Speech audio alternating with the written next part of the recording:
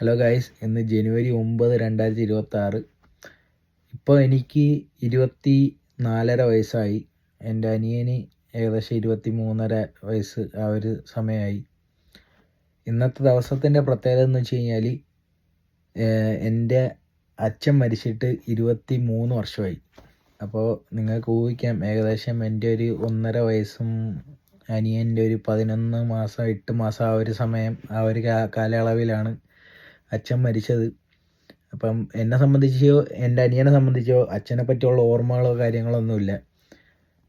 അന്ന് തുടങ്ങി ഇന്ന് വരെ വേറൊരു വിവാഹമൊന്നും കഴിക്കാതെ അമ്മയാണ് മൊത്തം നോക്കിയത്. അച്ഛനില്ലാത്തത് കുറവ് തന്നെയാണ്, പക്ഷേ അച്ഛനില്ലാത്ത കുറവ് അത് അറിയിക്കാതെ ഞങ്ങളുടെ അമ്മയാണ്. എൻ്റെ ലൈഫിലെ എല്ലാ വിജയങ്ങളും എൻ്റെ എല്ലാ നേട്ടങ്ങളാണേലും എല്ലാം ഞാൻ ഏറ്റവും കൂടുതലും ഡെഡിക്കേറ്റ് ചെയ്യുന്നത് എൻ്റെ അമ്മയ്ക്കാണ്. എൻ്റെ അമ്മയ്ക്കാണ് ഞാനും എൻ്റെ അനിയനും വിജയിക്കുന്നതിനകത്ത് എൻ്റെ അമ്മയാണ് വിജയിക്കുന്നത്.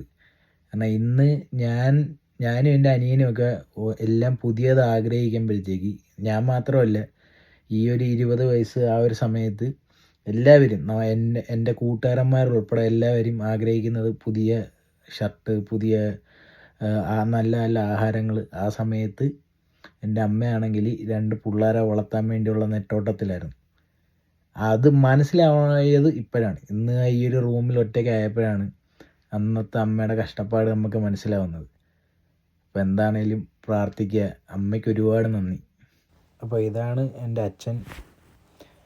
അങ്ങനെ എനിക്കും അങ്ങനെ കണ്ടോ അല്ലെങ്കിൽ അങ്ങനെ ഒരു ഓർമ്മയോ കാര്യങ്ങളൊന്നുമില്ല. 1.5 വയസ്സെന്ന് പറയുമ്പോഴത്തേക്ക് ഓർക്കാനൊന്നുമുള്ള ഒരു പ്രായമൊന്നുമല്ല.